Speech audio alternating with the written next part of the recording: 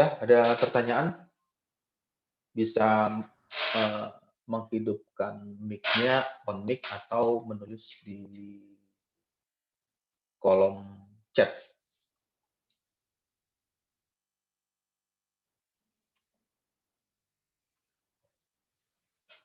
Ya, oke. Kalau belum ada pertanyaan, saya masuk lagi ke slide selanjutnya untuk materinya.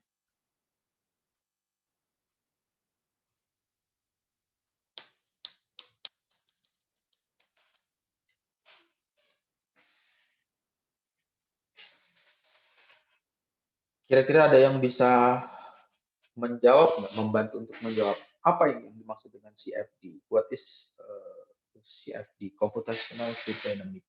Kira-kira apa penjelasan apa yang dimaksud dengan CFD?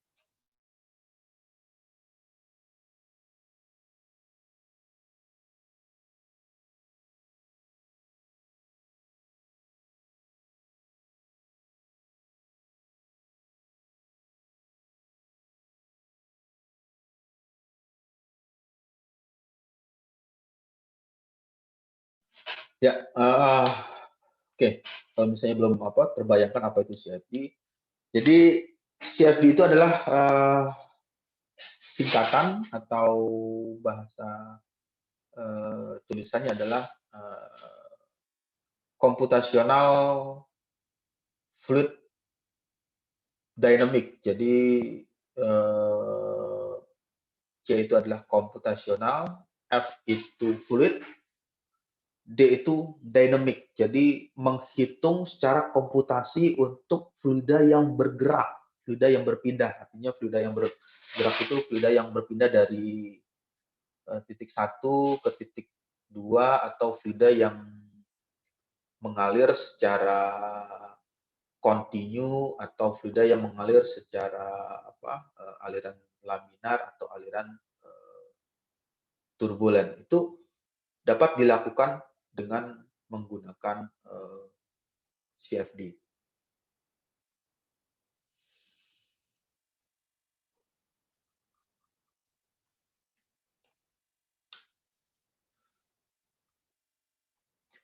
Kemudian kita coba satu-satu ya. C itu adalah komputasional, jadi segala sesuatu yang berhubungan dengan eh, persamaan matematik. Jadi CFD itu atau CFD, Computational Fluid Dynamics itu isinya atau dalaman dari CFD itu adalah model persamaan matematika. Jadi ada persamaan yang tadi ditampilkan di e-book. Tadi ada persamaan Navier-Stokes, kemudian ada persamaan momentum, persamaan kecepatan, persamaan turbulensi, kemudian ada persamaan perpindahan panas, dan seterusnya. Itu adalah model matematika yang dibahasakan dengan bahasa komputasi. Dengan cara apa ya? Dengan dijadikan numeriknya. Jadi persamaan-persamaan tersebut dituliskan dengan bahasa komputasi sehingga bisa menghasilkan nilai-nilai yang ingin dicari. Ya, nilai yang ingin dicari apa? Misalkan ingin mencari kontur kecepatan atau mencari nilai tekanan atau nilai turbulensi itu bisa dilakukan dengan menggunakan CFD. Lalu fluid dynamic. Jadi CFD itu merupakan hitungan untuk fluida yang bergerak. Jadi kalau fluidanya tidak mengalami perubahan atau tidak bergerak, ya dia tidak perlu dihitung dengan cara atau tidak menggunakan CFD. Bisa dihitung dengan cara manual saja. Tapi kalau misalnya fluidanya bergerak, itu dapat dihitung dengan menggunakan CFD.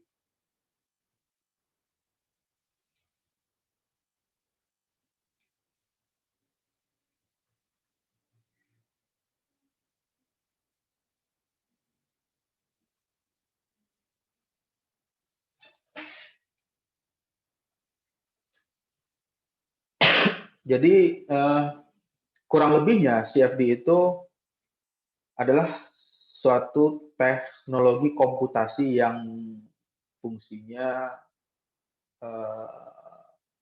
untuk mempelajari dinamika atau gerakan dari benda-benda atau fluida yang mengalir.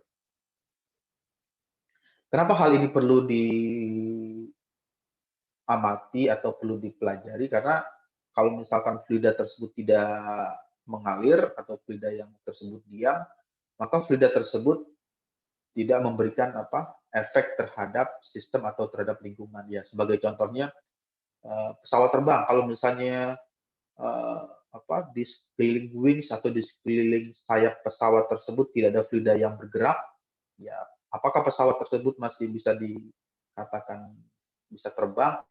Dia tidak terbang. Nah, itu yang perlu dipelajari atau dinamika atau gerakan dari fluida di sekeliling wings tersebut yang menghasilkan nilai koefisien lift-nya lebih tinggi, lalu memberikan koefisien drag-nya lebih kecil sehingga dia bisa melaju dengan kecepatan yang cukup cepat.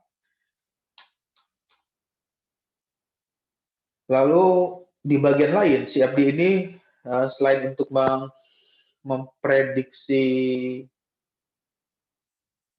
fluida, aliran fluida, juga bisa dilakukan untuk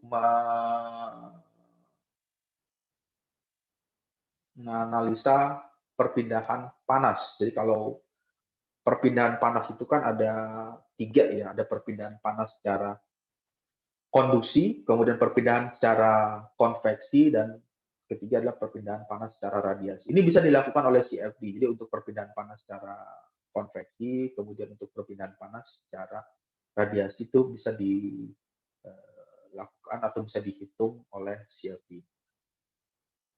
Lalu bagian lain adalah menganalisa untuk reaksi kimia. Reaksi kimia itu artinya pencampuran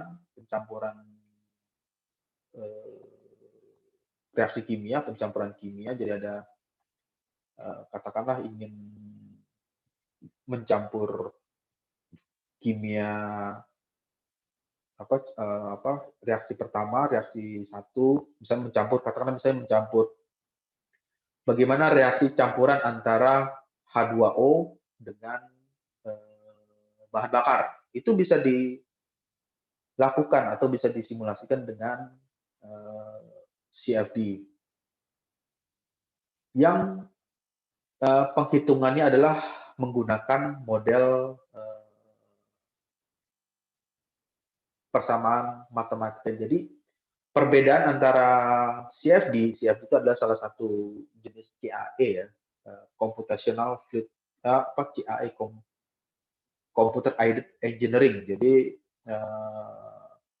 isi dari software tersebut adalah model matematika semua. Berbeda dengan software desain grafis. Kalau misalkan Anda menggunakan Corel Draw atau Adobe Photoshop, Paint, kemudian software Pinnacle dan lain-lain, itu software-software seperti desain grafis, editing video jelas berbeda dengan software CFD. Karena kalau software CFD isi dalam dari software tersebut adalah persamaan matematika, sedangkan software desain grafis dia tidak menggunakan atau tidak menggunakan persamaan model matematika seperti persamaan heat transfer, perpindahan panas, persamaan aliran turbulensi, aliran laminar, kemudian ada persamaan untuk pergesekan antara fluida yang mengalir dengan dinding saluran. Nah, persamaan dari CFD yang digunakan tersebut pada fluida yang bergerak tersebut dibuat dan dianalisa berdasarkan differential equation atau biasa disebut dengan PDA, persamaan diferensial. Jadi kalau yang dilihat di buku e-book tadi itu rumus-rumusnya banyak rumus integral, diferensial, integral, diferensial, integral, diferensial yang menjelaskan secara mendasarnya adalah hukum konservasi massa atau hukum kekekalan massa, kemudian momentum, momentum ada persamaan, momentum arah X, arah Y, arah Z. Jadi pada saat fluida tersebut bergerak, dia memiliki nilai momentumnya. Kemudian ada persamaan energi. Ada energi di sini diartikan dia menggunakan persamaan energi panas atau energi equation. Jadi yang digunakan adalah persamaan energi. Lalu bagaimana cara CFD bekerja atau CFD memprediksi aliran berdasarkan yang tadi dia generate atau melakukan hitungan dengan model PDA, model persamaan differential equation untuk persamaan Navier-Stokes. Jadi ada persamaan Navier-Stokes. Lalu setelah ditentukan menggunakan persamaan tersebut, dibuatlah proses mesh atau grid meshing, metode numerik dengan cara dilakukan di mesh, di grid. Nanti grid itu bervariasi ya, ada model discrete-nya itu ada yang bentuknya triangle, segitiga, kemudian ada bentuknya square, ada bentuknya kombinasi antara segitiga dengan persegi, ada yang bentuknya seperti sarang lebah. Ya, nanti kita bisa lihat di slide selanjutnya model apa yang dimaksud dengan meshing atau diskretisasi.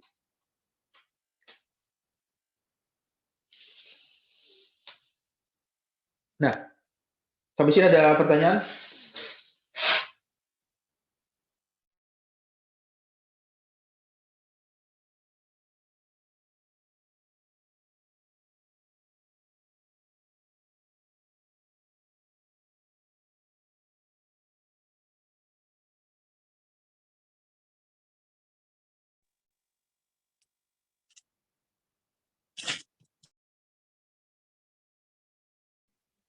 Ada pertanyaan?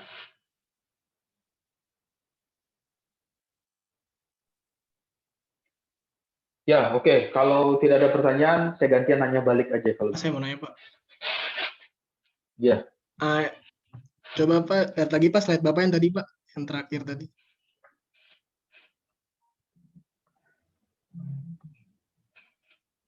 Yang ini. Nah, ini kan memprediksi aliran ya. Nah, yang satu ada model matematika, yang satu ada metode numerik. Nah, biasanya yang digunain model matematika itu kayak apa ya, Pak? Terus yang metode numerik itu biasanya kayak apa juga, Pak, contohnya, Pak? Ya, oke. Jadi pertanyaannya apa yang dimaksud dengan numerik dengan model matematika ya? Nah, di CFD, model matematika yang digunakan itu adalah PDE. Model matematika PDE itu seperti apa ya? Sederhananya seperti ini. Jadi kalau misalnya saya share screen lagi, tampilan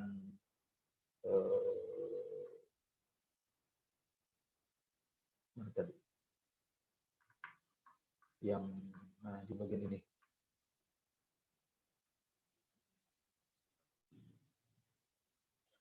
Di layarnya sudah keluar? Udah, Pak. Untuk tampilannya? Sudah, Pak. Ya, jadi model matematikanya itu ya mana nih?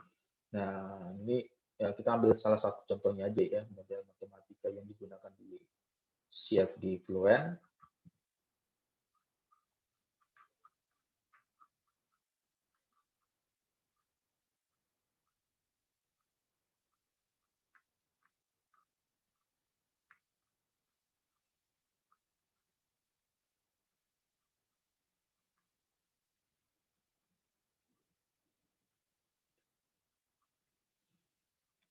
Tadi ada contoh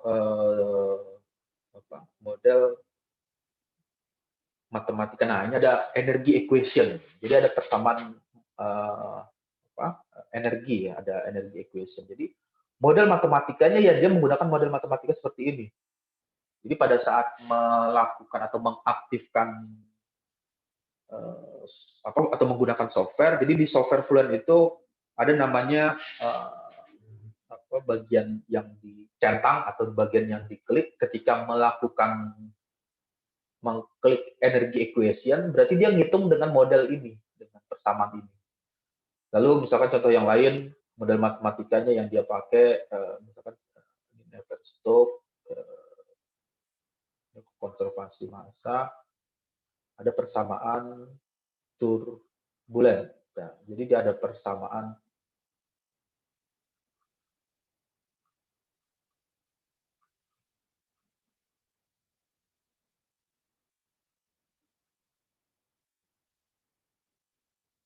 Nah, ini ada persamaan turbulensi and modeling. Jadi pada saat mengaktifkan model turbulensi, nanti ada turbulensi itu ada bagiannya lagi, ada turbulensi K omega, kemudian ada K epsilon, kemudian ada model turbulensi KSST, shear stress transport. Lalu pada saat itu ketika katakanlah memilih model turbulen untuk free turbulent flow. Nah, ini dia pakai model apa nih? Di sini dia menggunakan model K epsilon.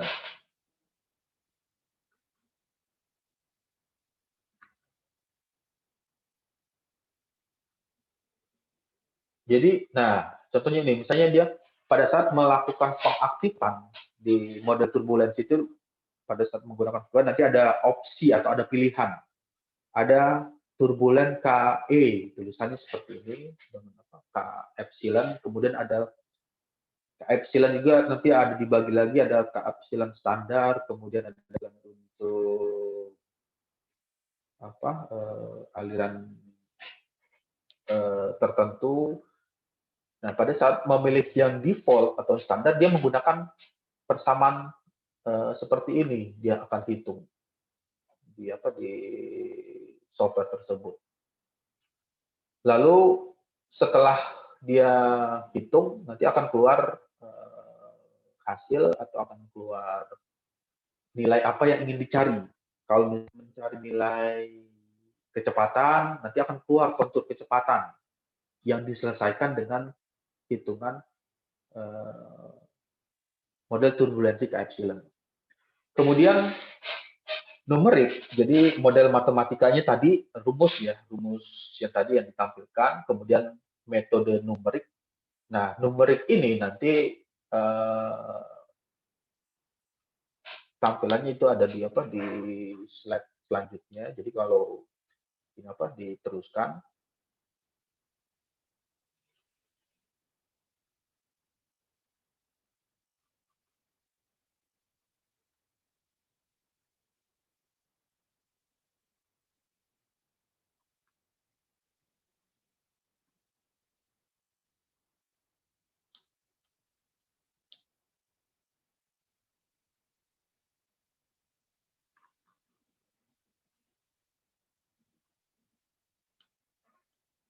Ya, tadi ada kata diskritisasi. Nah, ini modelnya seperti ini. Jadi model yang tadi, model matematika K epsilon ya, itu dia hitung. Misalkan katakanlah model apa yang ingin disimulasikan dalam kondisi 2D, dua dimensi ya. Jadi dua dimensi itu artinya subu X dan subu Y. Jadi ada subu X dan Y. Dia hitung. Nah, ini ada node-nya, di sini ada node-nya ada, kalau misalnya ini kotak berbentuk persegi, jadi dia memiliki 4 node, 1, 2, 3, 4. Pertama kali kan dikasihkan kondisi batas dulu, boundary condition. Ini di bagian ini akan dihitung dengan model turbulensi K epsilon. Jadi dia akan hitung. Jadi pada titik pertama, nilai turbulensi kecepatannya berapa yang di bagian ini. Lalu pada saat partikel feeder tersebut berpindah atau bergerak ke node berikutnya, berapa nilainya dengan dia hitung dengan cara model tadi, model K epsilon tadi. Terus kedua, ketiga, keempat, kelima, keenam, ketujuh, kedelapan, kesembilan dan seterusnya. Kalau misalkan ini diteruskan atau diperpanjang mesh-nya. Jadi kalau objeknya itu panjang, terus jumlah node-nya cukup banyak, nanti dia akan hitung di bagian tersebut. Dia akan hitung, terus setelah dihitung nanti keluarlah hasil nilai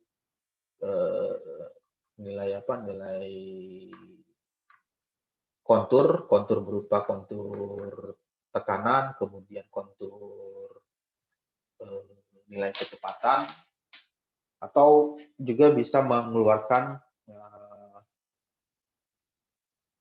gambar grafik. Jadi ada grafik berapa nilai kecepatan yang nilai tekanan atau kecepatan yang terjadi di node-node tersebut.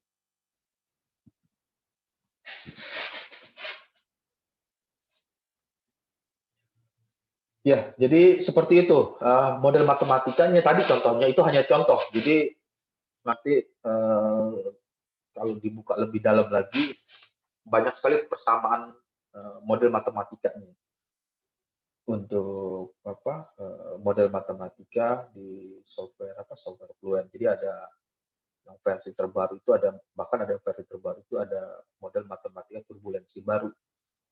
Nah, itu dia cocoknya untuk objek yang seperti apa. Itu yang perlu kita bahas nanti di pertemuan selanjutnya atau di next week atau di minggu depan.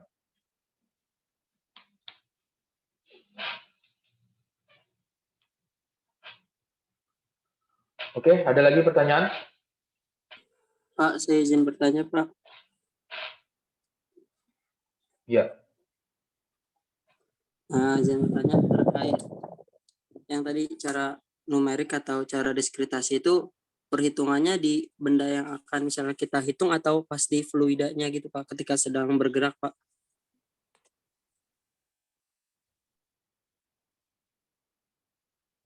Jadi ketika dia bergerak, gimana? Itu untuk perhitungan cara numerik atau cara meshing itu, Pak, perhitungannya perhitungannya untuk bendanya itu atau yang fluida pas geraknya gitu, Pak, pas sudah kena bendanya gitu. Ya, jadi contohnya seperti ini aja, biar mudahnya.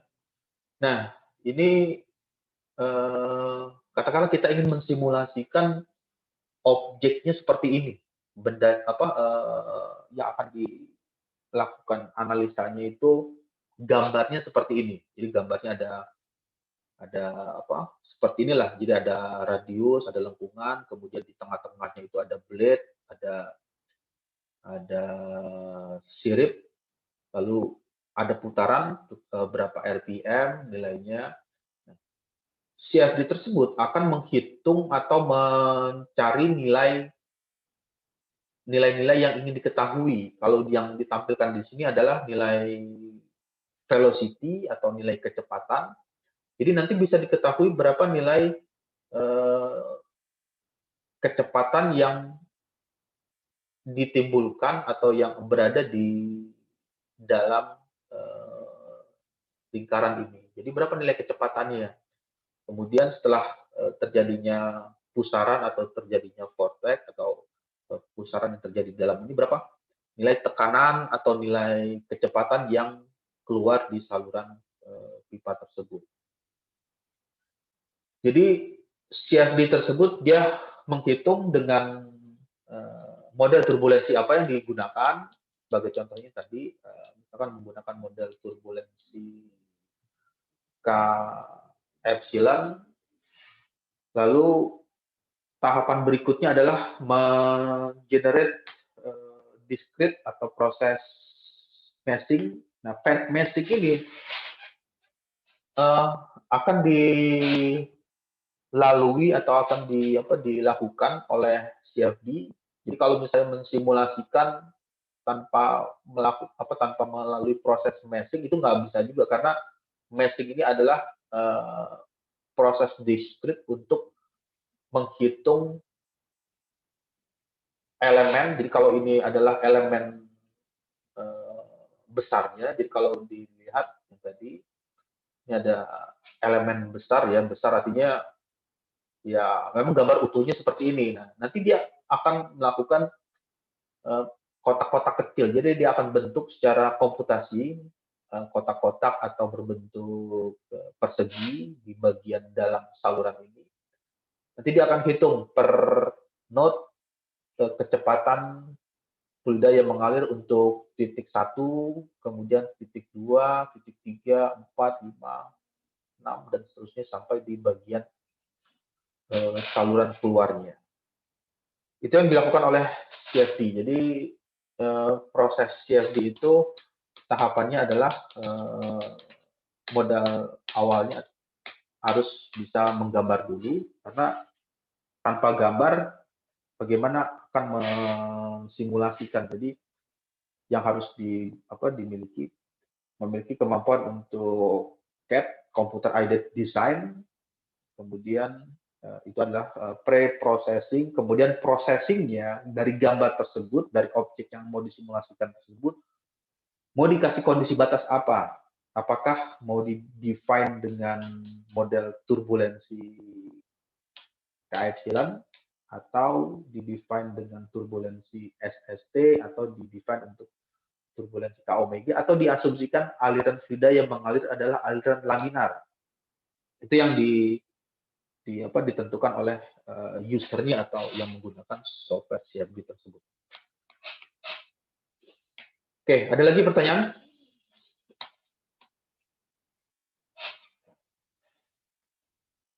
Ya, kalau tidak ada pertanyaan, saya lanjut lagi untuk slide-nya. CFD ini aplikasinya apa saja, atau kegunaan dari CFD bisa diterapkan untuk apa saja yang bisa diterapkan untuk CFD, banyak sekali. Segala sesuatu yang berhubungan dengan fluida yang bergerak itu bisa disimulasikan oleh CFD. Sebagai contoh, untuk pembuatan alat-alat militer, membuat senjata, itu juga bisa disimulasikan oleh CFD. Misalkan mendesain proyektil atau mendesain peluru senapan, pada saat dia ditembakkan atau saat dia digunakan, gimana desainnya yang bisa melaju dengan kecepatan yang sangat cepat, tetapi memberikan efek momentum yang tinggi terhadap objek yang diarahkan. Kemudian di bagian lain menganalisa gerakan pesawat terbang, itu bisa dilakukan aerodinamika dari pesawat seperti apa, bagaimana mereduksi nilai turbulensi atau mengurangi aliran vortex di bagian belakang sayap, itu bisa dilakukan analisa dengan menggunakan CFD. Bagian lain memprediksi flow atau aliran yang mengalir di dalam tubuh, di dalam darah, itu bagaimana dilakukan untuk memprediksi alirannya, apakah dengan cara harus memasang alat. Nah, ini bisa dilakukan dengan pendekatan komputasi. Jadi di CFD tersebut bisa dilakukan berapa nilai flow atau nilai kecepatan yang mengalir di pembuluh darah atau jantung. Kalau jantung itu kan fungsinya untuk memompa darah. Nah, berapa kecepatan darah yang keluar dari jantung sehingga dia bisa mengalirkan darah ke seluruh tubuh. Itu bisa dilakukan oleh CFD. Lalu bagian lain analisa seperti gerakan melengkung atau tendangan melengkung pada sepak bola juga itu bisa dilakukan atau bisa dianalisa secara bantuan menggunakan CFD. Bagian lain misalkan gerakan lumba-lumba atau burung pada saat terbang. Jadi kalau ada pernah melihat burung elang atau burung merpati itu kan berbeda-beda cara dia terbang di udara. Misalkan untuk burung garuda atau burung elang kecepatan terbangnya itu berapa? Nah, bagaimana posisi sayap dari burung elang tersebut ketika dia lagi terbang ke udara? Apakah dia melebarkan sayapnya atau dia mengecilkan sayapnya? Nah, itu adalah kondisi-kondisi aerodinamika yang bisa dilakukan oleh CFD untuk memprediksi objek atau benda yang bergerak. Katakanlah misalnya objeknya itu adalah burung, berarti dia memprediksi burung tersebut pada saat dia terbang dengan kecepatan tertentu. Kemudian di bagian lain, CFD itu bisa juga dapat dipergunakan untuk memperkirakan cuaca. Nah, jadi ada CFD juga bisa berguna untuk memprediksi cuaca. Jadi kalau ada BMKG, Badan Meteorologi dan Geofisika, itu mereka bisa menghitung atau bisa memperkirakan apakah akan terjadi turun hujan di malam hari atau cuaca cerah atau cuaca mendung dan lain sebagainya. Itu bisa dilakukan oleh CFD. Bidang keamanan atau safety bisa juga dilakukan oleh CFD. Jadi kalau misalnya sebagai contoh ada objek atau benda yang mengeluarkan radiasi, itu bisa dilakukan oleh CFD untuk memperkirakan atau memprediksi bagaimana fluida yang mengalir di sekeliling objek tersebut. Karena apabila dilakukan percobaan secara eksperimen atau langsung, itu memberikan pengaruh efek radiasinya. Jadi bisa dilakukan pendekatan secara komputasional.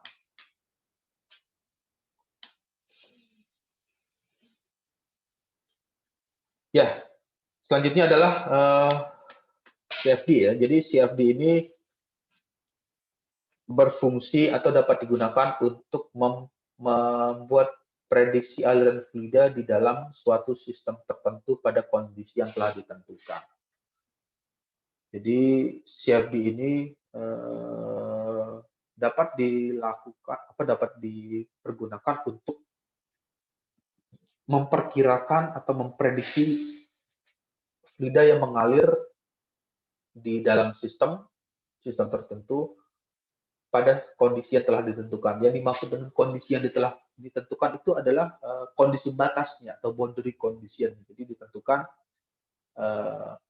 berapa nilai kondisi batas untuk katakanlah untuk V-in, velocity inlet, kecepatan masuk, kemudian tekanan keluar dari fluida tersebut, lalu massa in, massa fluida yang masuk, kemudian massa fluida yang keluar, itu bisa ditentukan.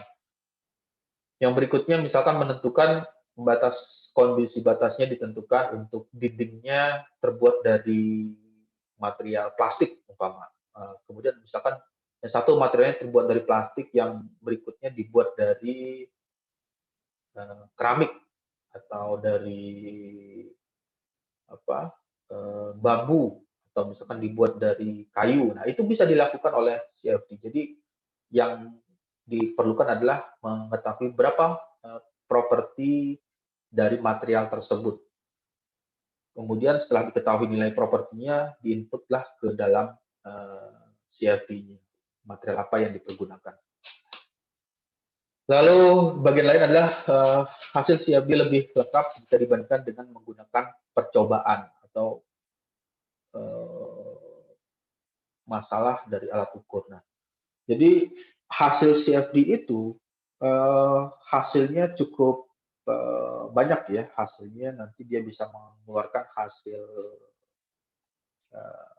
kontur tekanan, kontur kecepatan, kontur turbulensi, kemudian energi kinetik dan lain-lain dalam sekali perhitungan, dalam sekali pengerjaan. Jadi kalau melakukan itu dia bisa dilakukan oleh CFD. Tapi kalau menggunakan eksperimen ya umumnya eksperimen itu biasanya uh,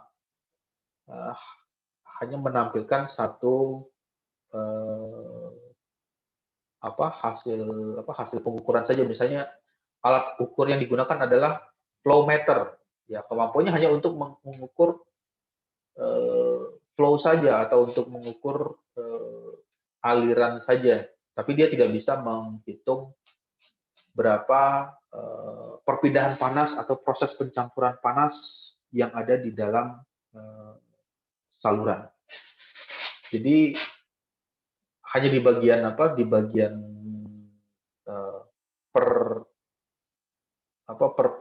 per part atau per bagian yang bisa dilakukan oleh eksperimen. Lalu yang jadi pertanyaan lagi, apa perbedaan antara eksperimen dan CFD? Yang mana yang lebih dipercaya? Apakah mempercayai hasil eksperimen atau mempercayai hasil CFD?